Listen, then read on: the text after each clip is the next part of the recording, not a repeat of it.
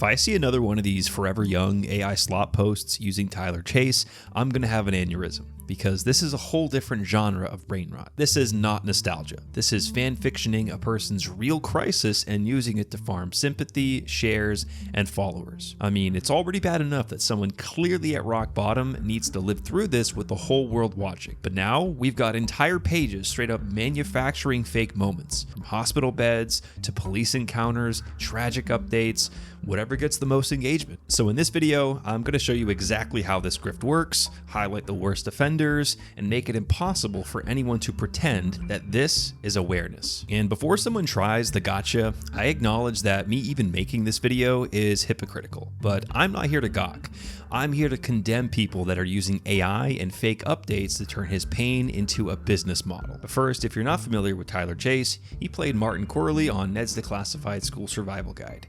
And for a lot of people, this was their childhood. It was comfort TV. It was nostalgia. So seeing someone you once knew as this end up like this was especially heartbreaking. And what makes it even sadder is that it's not just like he disappeared the second that Ned's Declassified ended, because after the show, he kept trying to stay in entertainment. He popped up in smaller roles like Everybody Hates Chris, he was in James Franco's indie film Good Time Max, and he even did some voice work in the video game LA Noire. And that's basically the last major credit people can point to.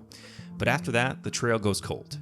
Not in a mysterious way, in the most normal, depressing Hollywood way possible. The roles dry up, the spotlight moves on, and you slowly fade into obscurity, which is why this whole thing hits so hard in the first place. Because it's maddening that someone can be irrelevant and out of the public eye for years, despite them wanting and working to be successful, but the moment that person is seen living through hardship, their popularity skyrockets far past any level of fame they had achieved prior. And that shift from nobody cares to the entire world is watching, that's the part that people don't understand until it's happening in real time. And that brings us to what's happening right now.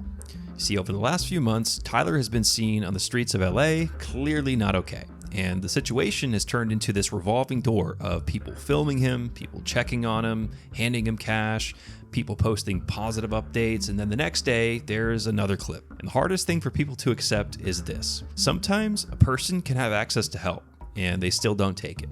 Not because they're evil, not because they're stupid, but because addiction and mental illness can hijack your decision-making to the point where help feels like a threat. And before anyone says, well, at least fans are helping by giving him money, I want you to hear from someone who's actually lived through something similar to Tylor Chase, former child actor Shaun Weiss. Because this guy has battled addiction and homelessness himself, and he's made an incredible recovery. So if there's anyone who understands what Tylor's going through and what's best for him, it's him. Tylor has to want to go to treatment. All the resources are available to him. And it's very frustrating because there's no system in place to help people like this. We don't really know what to do. I'll tell you what's not helpful is the people that want to go and see him to get a selfie for their Instagram and giving him money. That's working against us. From what I hear from Jake, when he got out of the hospital, he was fairly lucid. He was very receptive to treatment.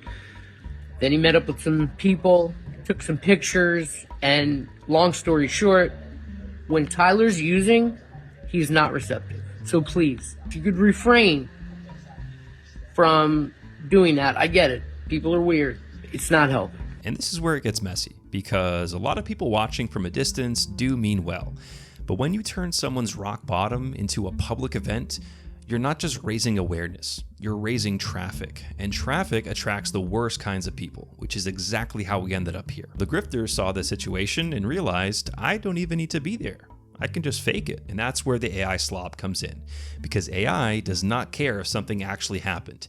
AI cares if something performs. And these pages are not raising awareness. They're running a sympathy funnel. And it's something that these people should be absolutely ashamed of. And you see, there's a flaw in human psychology that's being manipulated here. It's the part that makes you have to look over to witness a car accident on the highway as you drive by. Morbid curiosity. And maybe it's because it brings us a sense of reassurance that we're all in this chaos together. Maybe it's because it's humbling and it keeps us grounded. But the internet does not just look. It rewards the people who package suffering the best. And that is exactly how you get who we're dealing with right now. Fake insiders. Like this clown on Facebook named Arnie. He has nearly 1 million followers and posted not one, not two, 3 AI-generated updates as if he were actually on the ground with Tylor. We got one on Christmas where he's smiling ear to ear next to Tylor, one the very next day saying he's going to rehab, and then another a couple days later that has this weird 360-degree effect, so, you could feel like you were there with him too. I mean, how pathetic is that? And then we have an up-and-coming influencer named Shane Walsh. See, this guy is sitting at just about 2.8 thousand followers, but he should be growing pretty fast now on account of this photo of him meeting Tylor Chase. And hey, at least he had the decency to edit the post disclosing that it's AI. What a man of integrity. But what's worse is that it doesn't stop at fake updates, because now they're straight up putting Tylor in places he never was. Like this post that shows him in a hospital bed wearing the same shirt he was wearing out on the streets. How convincing. Or this post that shows him resisting arrest. Yeah, that did not happen. But it didn't stop this account from making people believe it did. And how about this garbage right here, showing him eating a slice of pizza in a sewer? Whoever runs this page should literally have their internet access revoked, because the only revelation here is that they are a terrible person. And the crazy part is, that's still not even the most common kind of AI slop of Tylor Chase, because the most common kind is the forever young edits. Yeah, these shit posts that pull the same emotional trick every single time. Here's the kid you remember, and then smash cut, here's the adult that you can't recognize. And I get why it works. It's a 1-2 punch, nostalgia and shock. But that doesn't make it meaningful. It makes it a format. And you can tell it's a format because it's not just one page doing it, it's multiple pages doing the exact same edit, with the same vibe, the same music, the same captions, and the same comment bait. And I'm sorry, but I have to say this out loud. Even when these posts aren't claiming breaking news, they're still exploiting it, because they're turning a real human being into a sad aesthetic, into a mood board, a piece of content you scroll past on your lunch break. And as if all this wasn't bad enough, once something becomes a profitable format, it doesn't just stay in one language. It gets translated so people around the whole world can consume it too. Yeah, we're talking content farms, engagement factories, all following the same exact strategy. Fast edits, dramatic captions, zero sourcing, and maximum emotion. Because the point is not to inform anyone. The point is to mass produce viral sadness in whatever language gets the most reach. It's like printing sympathy bait. Now, I want to clarify something. My main objective in making this video is to make these kinds of creators feel ashamed and to call out what is fake. Because I believe that the vast majority of people with common sense and decency do not want to watch this man get turned into a content format. And generating fake images and videos of him for followers, that's just reprehensible. But the reality is, there is a gray zone here. You see, former Ned's Declassified co-star Daniel Curtis Lee, the guy that played Cookie, he did something that on one hand is commendable. He found Tylor, put him up in a motel for the night, and tried to line him up with some help. And if this were done privately, without cameras, or at least without posting it publicly as it was happening, I'd have zero problem with it. But when you film it and broadcast it for the world in real time, you're pouring gasoline onto the fire. Because once it becomes a spectacle, more people start looking for him. More people start filming him. More people start giving him cash, and the grifters get even more material to work with. And yes, there's something to be said about using publicity to rally people for positive change. However, do I believe the only motive in filming all of this was to help? No. It was also for social currency. And even if his intentions were good, the effect can still be negative. All right, the hotel situation. We got Tylor shelter. Hooray. Everyone's happy. Tylor's happy. Not the case, guys. We got him into the hotel, and just that night, I receive a call from management. They're upset. The door is left open. Why is there a microwave in the tub? The refrigerator's turned over.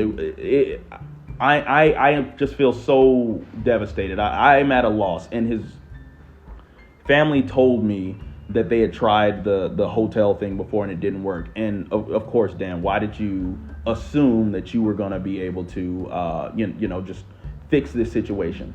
I don't understand how a system could be in place, right? We have all these social systems where help should be provided for these people facing mental health issues, drug abuse issues, right? Taxpayers vote on this stuff all the time. I'm just crushed that these systems are not working effectively. They're not quality systems. So if you want to help Tylor Chase, this is what you should be doing. Stop sharing unsourced updates. If it doesn't come from a credible source, assume it's clickbait. Stop rewarding fake empathy. Likes, comments, follows, that's all payment. Don't approach him with a camera, and don't send money to random pages claiming involvement. Don't even give money to Tylor personally. Resources are not the problem. And if you see AI slop posts out there of Tylor Chase, report them. And if you do these things, you stop feeding the machine and the story loses its profitability. If your art is fake hospital beds, fake police encounters, fake Forever Young edits, and invented suffering, you're not raising awareness. You're a parasite. And Tylor Chase is not content, he's a human being who deserves respect.